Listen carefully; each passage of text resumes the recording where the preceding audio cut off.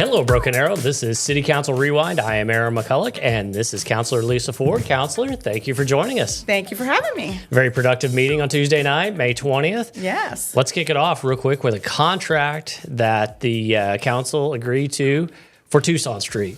What is this all about? Give us the details. You know, in general, roads in the city of Broken Arrow are very important. This one in particular needs to be done for It's sure. been talked about a lot. Yes, here it has. Yeah, there's been a lot of talk about it. So now we did approve the contract, and so now it's just kind of deciding, do we want 3 lanes or 5 lanes, and we'll do all the studying. You know, 1 lane of road is very, very expensive. So That's if right. we can accomplish what we want with 3, of course, I'm sure that's the way we'll go. But if we need 5, we don't want to have to go back and do it again, you know, in a few years. So. That's right. You made a good point in a meeting about 3 months ago, 6 months ago, I guess it was, about Olive Avenue between Kenosha and Albany. And you said we don't want to overbuild, overspend if it's not necessary. And so that's why we have these design contracts so they can show us, okay, here's what 3 lanes will do for you. Here's what 5 lanes will do for you.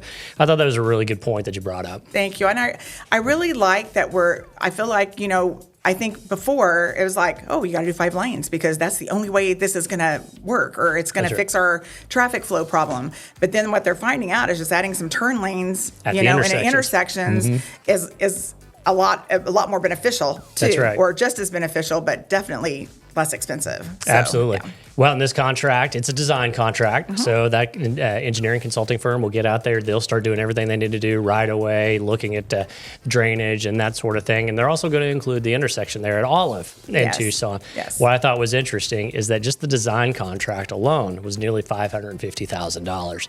So that really gives some perspective on the cost of things. Yes, things are very expensive. And what I like about this project and every project that we do, when we add the sidewalks and, you know, make it also pleasing to your eye too. So That's it's right. not just a bunch of concrete. So I am excited to see that. And of course, we're going to have water and sewer line upgrades as well, because we don't want to have to tear up the street, That's right. you know, and do that. So we're smart about what we're doing. We're very intentional with things that we're doing. And, you know, I think the whole council and Mr. Spurgeon as well, you know, we want to just do it once. That's right. Do it right once and not have to redo it. So Yep, absolutely. Yeah. Well, going from a design contract now to a construction contract where we're actually going to see some work happening out there. This is out at Nienhuis. There was some conversation last night on the correct pronunciation. But talk to me about these football fields.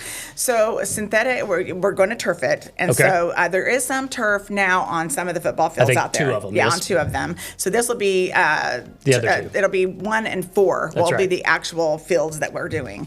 And why this is so important is, you know, we get a lot of rain, and a lot of times we get it all at once. Well, then that delays games or cancels games, and we have so many sports activities going on that could really mess up a lot of schedules. So I was really excited to see this. My grandson actually graduated from Summit, and Summit, even our private schools are able to use that. So it's I didn't know that. Yeah, so it's used all the time by multiple different schools, not just Broken Arrow Public Schools. I think Union Public Schools also, they do once a year, they do a big tournament that they have to use more fields. And so it's definitely a community project, and so I am really glad to see that we're turfing more fields. It's expensive, but it's going to last about 10 years. That's right. So I think it'll be money well spent. And that's a 2018 bond project, so that's Yes. one of those progress is promised type deals. Yes, absolutely.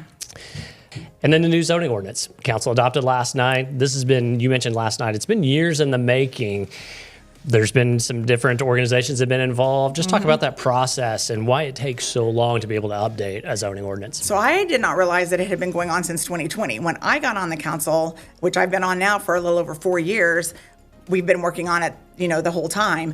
What I really like about, well, everything that we do, but this one in particular is we had construction owners, you know, that people that, you know, have a say when they build the houses. And so we had the experts at the table.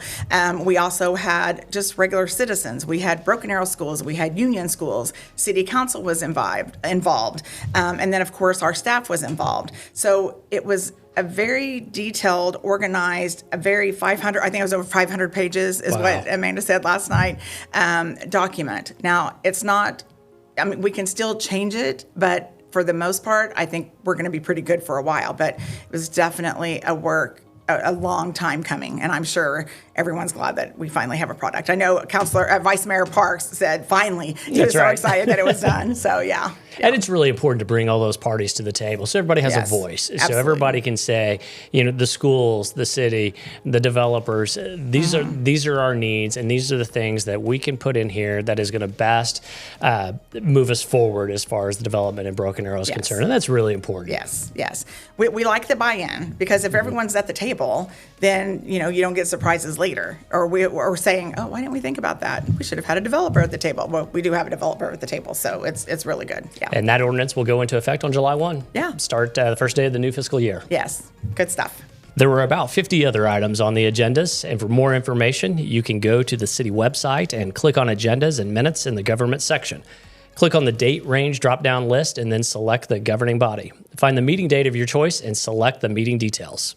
And finally, before we go, something really close to your heart, I know, because you've worked on it for many, many years in the past. That's Camp Bandage.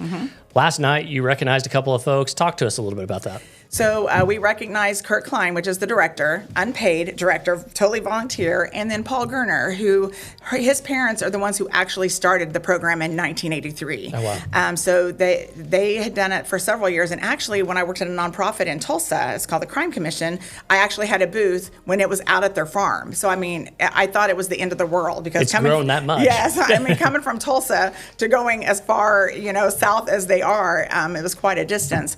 And then they passed away. So there was a few years that nothing was happening. And then Kurt Klein reached out to Paul Gerner and said, hey, what do you think about, me bringing it back? Which, of course, Paul was in total support. It has been a partnership. When I worked at the police department, I worked many years with Kurt and Paul. And just the dedication they have, I mean, I just love it. And, Kurt says he doesn't really start on it till January, but I can tell you he works on it all year long, and he does a great job. It's a great educational event, a lot of community support for it. And so it's a fun weekend. It really is when they come out and do that. Absolutely. And as the mayor said, I also think that's one of the small pieces that makes our city the 12th best place to live in the United States. So could not agree more. Yes. Council Ford, thank you very much for joining us. Oh, and I guess we probably need to let folks know that it's June. Yes. And so our council meetings are actually moving a day ahead to Mondays. And you want to tell folks why? Yeah, so we can go to Tuesdays in the park. So Tuesdays in the park behind the community center. Those are so fun. You think June is going to be so hot, but there's shade. You bring your lawn chair. You have something to drink, or you can buy drinks from vendors. And it's just a fun, relaxing. It's kind of what makes Broken Arrow still have that small community feel, I feel like. Absolutely agree. Yeah. All right. We will see you next month. June 2nd is the meeting, so we'll do City Council Rewind on June 3rd. Take care, everyone. Thank you for watching. This is a production of the City of Broken Arrow, the city where opportunity lives.